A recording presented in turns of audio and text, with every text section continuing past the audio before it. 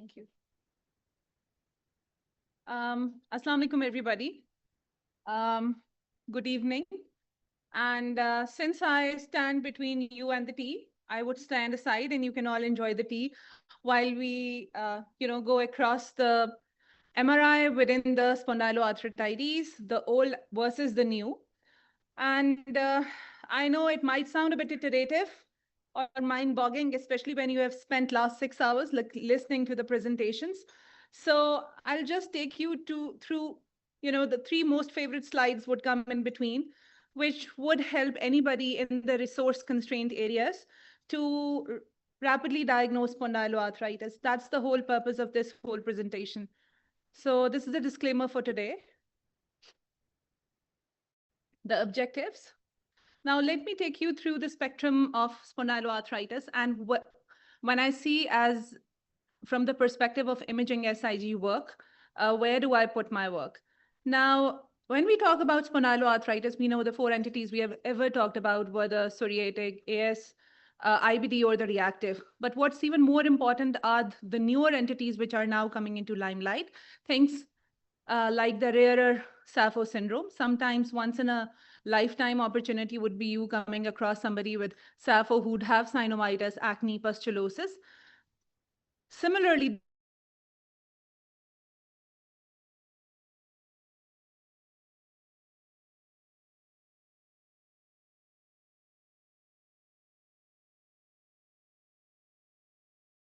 undifferentiated. These three entities, acute anterior uveitis, as well as those who have got the undifferentiated entities, I guess it's really important to actually keep our sixth sense open for any evidence of back pain they have had ever.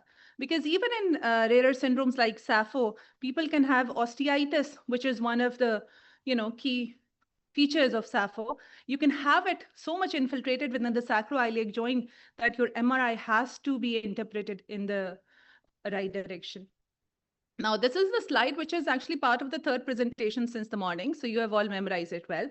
But when I talk about MRI, I guess this part, the first part, is really important because non-radiographic disease, which is now sometimes thought as a separate entity, now being thought the earlier part of the same spectrum, this disease entity might actually not be missed if you have the MRI done and diagnosed for bone marrow edema quite earlier in the years. Places where 1.5 Tesla MRI imaging might not be available, you can actually pick up late diseases pretty easily with radiographic features.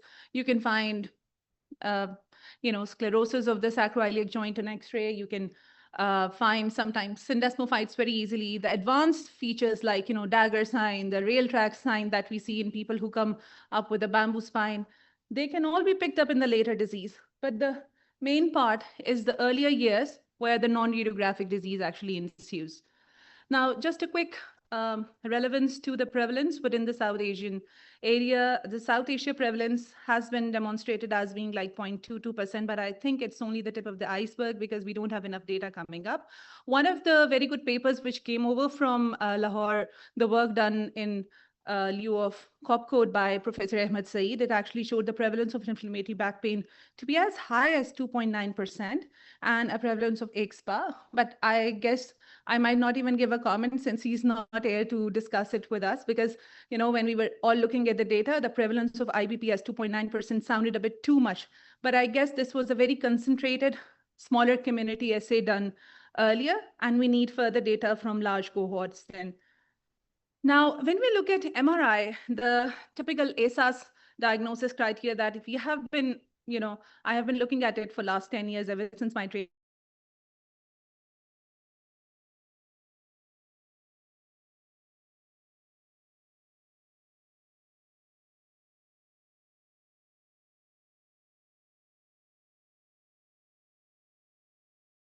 Does not have any sacroiliitis on imaging and has to be diagnosed by lieu of the other limb, which is HLA-B27, you need to have two features at least for a person to be diagnosed. Now, when I talk about imaging, I'm talking about a sensitivity of only 66.2%, but a specificity as high as 97.3%. Now, if you use only the serological limb, the specificity would never be higher than 90%. So the better part would be, getting yourself pretty much, self-sufficient in reading early MRIs so that this imaging limb is not underdiagnosed, maldiagnosed, or, there is no inter-observer variability, and that higher specificity is at least not missed. As far as the sensitivity part is concerned, you can actually have a look at the SPA features and try getting as many out of the patient on the basis of history. There are 11 SPA features which have to be looked for, and amongst them only 2 are the lab features. So even those who don't get any labs done, you can have at least 9 others checked through simple discussion during your bedside clinical examination. Now, if by chance you're lucky to find MRI sacroiliitis, then be sure that it's going to predict development to full-blown ankylosing spondylitis, where you see bridging syndesmophytes when used along with HLA-B27.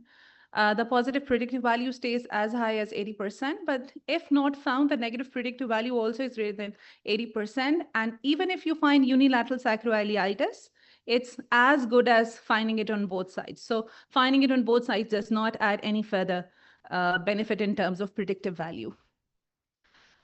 Now comes the fun part. I have forever been confused in terms of T1, T2, and STIR images. And even for years, when I would see an image, I would still be confused. What sort of image am I looking at? So T1 is pretty easy to remember.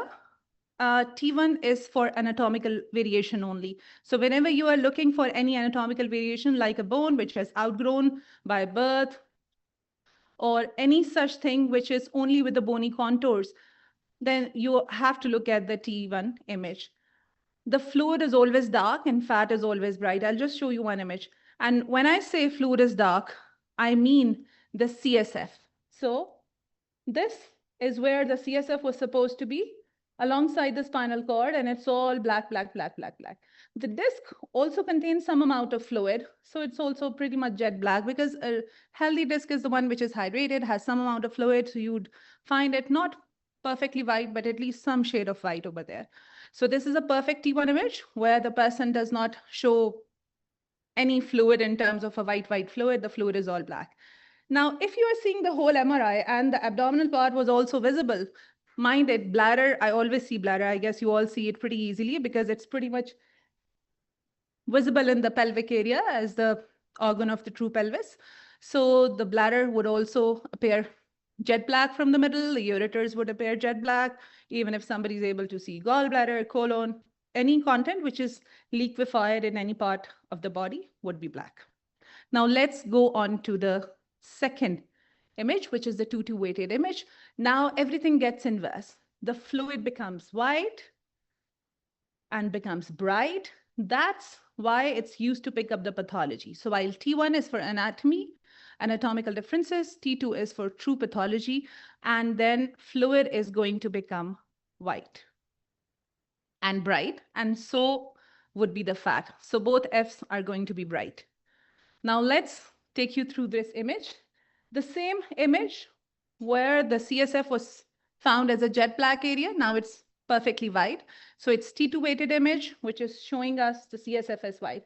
And this is the whole lot layer of fat in the back area. This is also white. So now I know I find 2 Fs, which are bright, the fat, as well as the fluid inside. Now, if I look at things like bladder, the gallbladder, and the ureter, they're also going to have white colored fluid inside, okay? So this is T2 image. Now, you guys pick it out. Which one is it? T1 or T2? You have to be quick. T2, T1. T1 or T2? Okay, let's have a look at the CSF. This is CSF coming up. This is not CSF. This is the cord, mind. It is coming straight from the brainstem downwards. So the CSF is white. This is T2. Excellent. And is it a normal one or a pathological one? It was supposed to be normal, but I was just seeing it in the morning. It's not normal anymore. It has got thecal indentation in the interior part of the spine. You see a mild disc herniation at this level, which is the second intervertebral disc, the third one, the fourth one, the fifth one. You see small indentations over to the anterior CSF tract. And this is some degree of disc herniation, which is just touching the anterior CSF column. So then this is the typical T2 image. Now, this is where the fun part begins. This is what interests us. This is a typical stir image. Now we know the fat is also bright, the fluid is also bright, but we are interested only in seeing the fluid part, that is the bone marrow edema or osteitis part. Now you have to suppress the fat out of the image. So short tau inversion recovery would actually suppress the whole fat out of the thing. It creates a high contrast. And let's have a look at what it looks like. The CSF would still be bright. The fat won't obviously be bright. So this is a T2 for me, the same image that you saw similar to the last one. But what about the fat? It's gone now. So this is a T2 fat sat image or a T2 stir image. That's it. That's for all for today. I mean, like you guys were supposed to learn about T1, T2, and stir. So you're already master radiologists yourself. You guys have to look at all the images. What I do is I look at all the images, especially the ones which are the sagittal sections, as well as the coronals, and I see where I see fat, do I see a negative image as well? And then you find lesion in both the images. Especially if you are looking at somebody with enthesitis. Apart from sacroiliac joint, do look at the buttock area.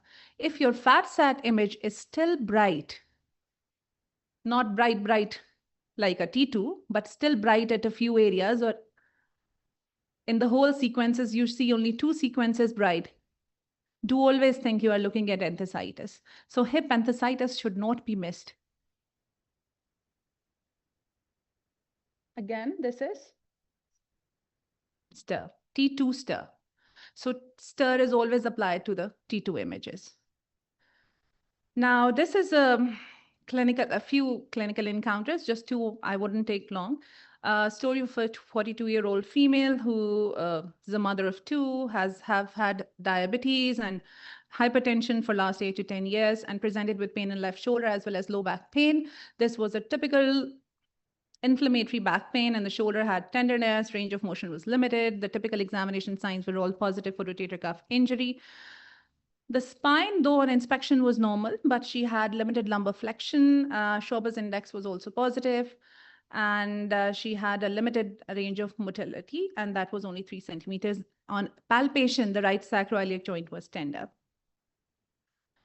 So what do you see here? You can actually perfectly refuse to comment onto it. I wouldn't if somebody shows it to me because it's not a full image. I have zoomed in onto the sacroiliac joint, and in doing so, I have obliterated the obturator foramen and the lower part. So if I am looking at somebody with sacroiliitis, I definitely want to have something here. I'd like to look at the pubic symphysis, as well as the ischial area, as well as the whole hip as well. But when I look at she is tender at the right area. So this is the left, this is the right. Some vague area of sclerosis, but when you look, the person, I guess Professor Amjad Naseem would be the best person to comment. The nearer you stand to an X-ray, if it's face on to you, you won't be able to see sclerosis. So there should be a decent distance for you to be actually comparatively see the difference. Right side and left side pretty much seem the same. So the MRI was done and it did show bone marrow edema osteitis signal in the anteroinferior part of both sacroiliac joint. The typical T2 fat sat signals were positive. And note that this person was coming from periphery. In lieu of a long-standing backache, she has had already done 2 MRI lumbosacral spine images earlier, which were definitely normal on both occasions. Now, this is the MRI image from that person. This is which one? T1, T2, or what? This has to be. What about the fat? Then which one is it? This is the, and do you find any abnormality over here? You see bone marrow edema in the inferior part of it and also a small erosion cavity. And this bone marrow edema is occupying the anteroinferior part, especially more towards the right side where the person was tender, and some towards the lower part of the left sacroiliac joint as well. And an odd finding that was found here was inflammation within the erosion cavity as well. So active erosion, if you see a cavity, even the inner side would show very bright signals. So it's a small halo which is lined by a very bright ring. So you'll know your erosive cavity is still active around the boundaries. Similarly, similar image to the above one, you see sacroiliitis in the anteroinferior part and an erosion in the center. And right near to it, on a further few other slices, there was huge amount of enthesitis. This is a stir image, but this is not true enthesitis unless and until you see it on at least 2 slides, 2 orientations.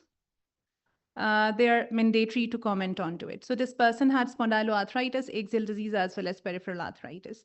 The second case is a 34-year-old male who's a businessman from Rawalpindi. He had pain in thumb of right hand for last 2 weeks. But then when we talked a little further, it came out that he had pain in left second proximal interphalangeal joint, which settled within a week itself. He also had a previous history of inflammatory back pain going on for last 2 years. And there was a family history of inflammatory back pain in his thigh as well. He had no history of skin rash, no history of nail changes, bowel or bladder issues, recent UTIs weren't there, no red eye or family history of skin disease. These are the lab parameters, all normal for the baselines. But when we talk about inflammatory markers, ESR was pretty high. So we knew there was something wrong. It was definitely not pure trigger finger. It was definitely something beyond that, keeping in view the long-standing history. This is the ultrasound done, the transverse section of the flexor pollicis longus tendon. There is anechoic fluid. So ultrasound was really handy in terms of, picking out people who have not been diagnosed. You can actually pretty well calibrate and diagnose the enthesitis as well as the active arthritis happening in the peripheral areas. This is the long axis. This actually shows the tendon going through the center as well as the anechoic pockets of the fluid all around, which is the grayscale long axis. So this person had ultrasound proven tenosynovitis. And the MRI now is visible over here. What do you guys see here? Yes, this is sacroiliitis, but what's even more important is that if you compare the upper part, you actually see synovitis in the upper part of red sacroiliac joint as well as the inferior part. We'll talk about the antero-inferior part debate later on. You always have tuned your eyes to look on the lower parts only. Don't forget the upper part. The ligamentous part of the SIJ might also show you some, because synovitis does not always follow perfect trajectories and boundaries. Some people can have an extension happening all the way to where the ligamentous attachment is. Now, this is the MRI lumbosacral spine of the same person. What do you see here? Everything sounds normal, but there's this extra white lesion onto the anterior part of the vertebral body. And this is where, if untreated, this is going to form what? Syndesmophyte probably. And any ligament, the anterior longitudinal ligament, if present into the anterior view, is going to get calcified over the long run. So there's actually a Romanus lesion, which is bone marrow edema over the anterior part of the vertebral area where the ligaments attach. So this person had flexor tenosynovitis as the first thing which brought him to the clinic, but he had an underlying spondyloarthropathy. And I guess we as clinicians should apply this whole trajectory of, history taking and everything to everybody who's coming up with uveitis. Anterior uveitis, it always comes up with a lot of surprises. Then people who come up with rarer syndromes where you are actually bound to look for sacroiliac joint involvement like Sappho syndrome. And sometimes people who have got features of sarcoidosis, if somebody is coming up with parotid enlargement and lacrimal gland enlargement and things like that, again, looking at SIJ history is pretty useful. Now, when to call it sacroiliitis? You know how to look at an MRI, how to look for bone marrow edema. But what else do you see other than bone marrow edema? You see things like synovitis, enthesitis. For enthesitis, look at the bony attachments. And sometimes I tell people, just don't look at, when you are doing an MRI, you're lucky to have an access to the whole group of the muscles which are coming over there.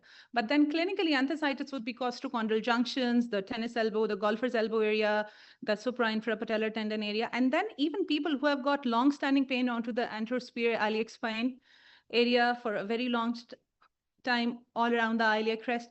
I guess some of the areas are missed in terms of MR because we don't do whole body MRI because of the cost-effective reasons. So structural lesions other than that could be subchondral sclerosis, erosions, backfill, fat metaplasia, and ankylosis.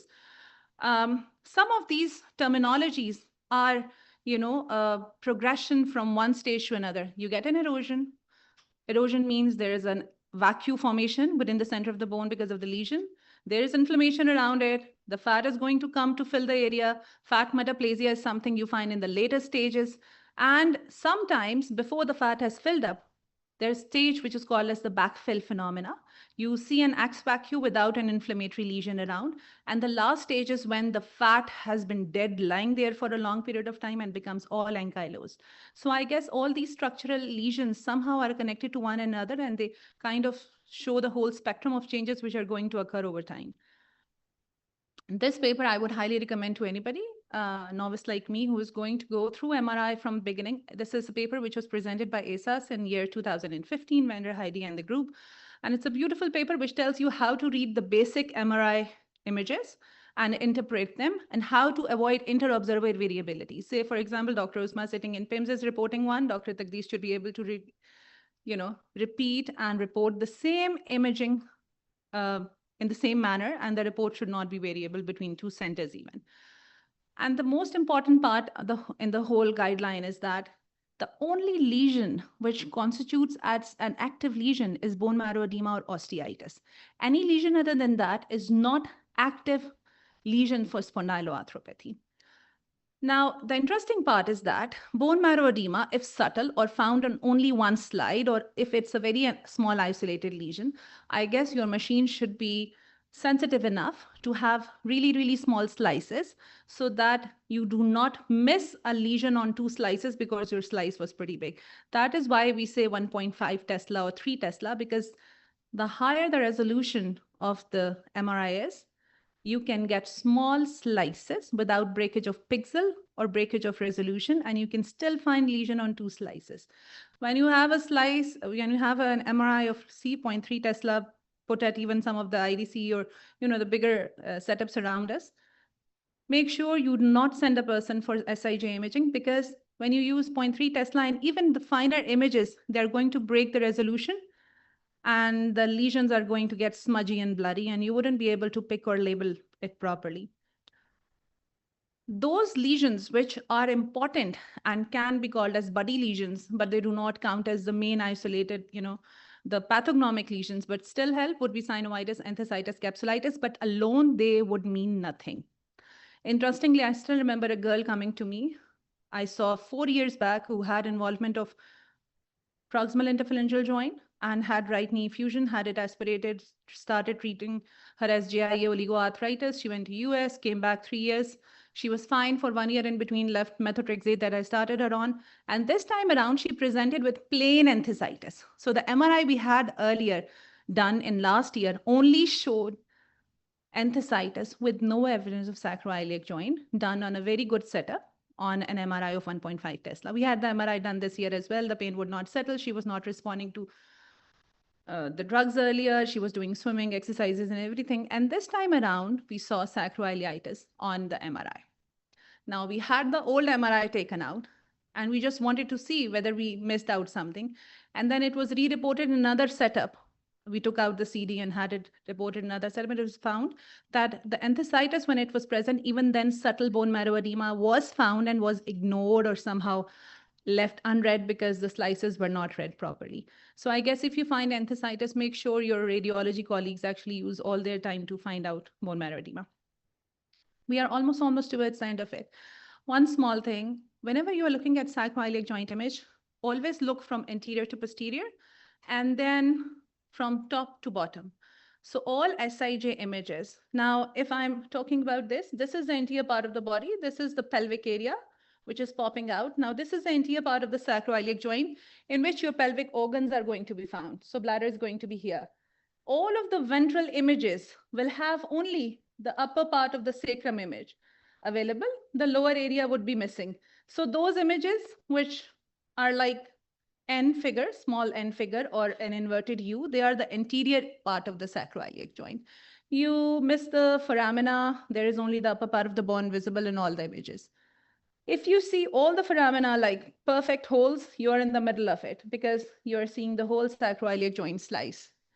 Now, if you go further posteriorly, you miss the upper part, but this is an excellent image, the posterior part, because if, for example, your person had infective sacroiliitis and also got arachnoiditis or nerve sheath involvement, because, the most famous tuberculosis, it's going to cause abscesses and everything, and then arachnoiditis is also found. So do look at the posterior most slice, because this is where you'll find all the inflammation within the nerve sheaths as well. Spondyloarthritis would never dare to do so. So you won't find arachnoiditis with them. So don't miss out these if you ever have a battle of infection versus inflammation going on. Now, this is my most favorite. Since earlier we have always been learning, there is a ligamentous and a synovial part, and I always wondered which part is it. So now imagine sacroiliac joint been sliced from top to bottom. So the upper part of the sacroiliac joint, this blue part is the ligamentous part. The yellow is the synovial part. And as you start coming down, you start seeing the synovial part as well. So it's not a true what I say, anteroposterior sort of a joint. It's an overlapping joint. But the upper part of the images, they usually show the ligamentous attachment only to, so we don't comment on to synovitis over there. We usually comment on to capsulitis because capsule is then attached, all over around it. So capsulitis would affect this ligamentous part as well. Now, the traditional old MRI concepts were focusing only on SIJ, detecting only bone marrow edema. T1 and STIR sequences are predominantly used, as well as structural damage is then assessed late in the course of the disease. But apart from these classical MRI findings, amongst which bone marrow edema or osteitis stands on top of it, I guess we should all remember bone marrow edema should typically lie within the typical area of subchondral bone. Not to the far end of the bone. Subchondral bone is where the joint is. So right next to the joint is the area you look for bone marrow edema, not a whiteness towards the other end of the image. And another thing is greater than 2 lesions on one slice. Even if one slice has 2 lesions, that's good enough for us.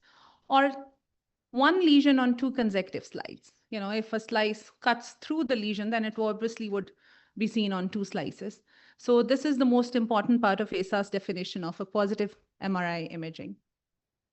The limitation is that it can be false positive in people who are really athletic and those who are in postpartum time period. And then sometimes you find isolated bone marrow edema onto, for example, somebody who was sitting up for CSS exam was, sitting for last 6 months. They can have some amount of sacroiliac bone marrow edema. And if they do not have a typical inflammatory history, just give them time. I guess you don't treat them the mechanical backache only because they have bone marrow edema. And then inter-area variability, I guess we all need to even, with time, I guess we all would become kind of experts into them. Just a quick review of what are the new concepts. You have to have sometimes, inshallah, when the cost restraint is not an issue, and we have some amount of external funding always pouring in, we'll be able to do whole body MRIs for people we damn fancy for the, the whole body scanning for spondyloarthropathy. You can have a simultaneous assessment of somebody, from head to toe, can have a look at all the areas of the spine altogether. You can see peripheral SPA. And this reminds me of somebody I know very closely who's a very famous orthopedic person working in Leeds Orthopedic. He had 6 MRIs done in the cervical area in Leeds, in the center of a hub, only because he had severe cervical backache for a number of years. It made him hunchback. He is currently working in Pakistan somewhere. And now he's a known case of spondyloarthritis. So I guess the tunnel vision, which we all have at some part of our life, that can be overcome if we have it. Advanced structural lesion scoring, there are a number of fancy scores coming up. And yes, for research purposes, but later on probably might help us to gauge people.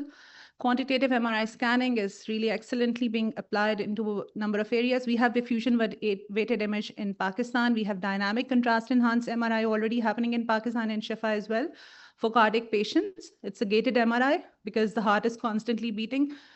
So they have to do it this way, but sometimes probably rheumatology colleagues would also be using it. The other ones which are not yet available are T1 mapping as well as ultra-short echo time. Then AI and machine learning pretty much in vogue nowadays. I guess a lot of people have already become kind of experts in ChatGPT and Claude AI and language learning machinery already. So I guess it's short time we kind of attach it to all of the imaging routinely. And early disease prediction and treatment. And when I talk about early disease, we still have some colleagues who will get the IL-17 levels earlier to see if the person would actually be treated with IL-17. So I guess that's for research purposes only. We have to see not the biomarkers as the first presentation, but the person as a whole. Then similarly, monitoring the structural progression along with the serological markers.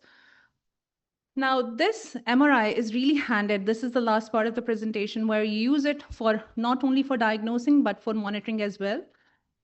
You can diagnose perfectly anybody with a plain X-ray, right?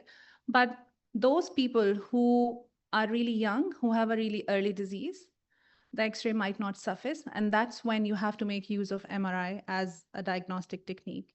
Similarly, monitoring by means of X-rays might not be really feasible because you have to have them done not any time earlier than 2 years.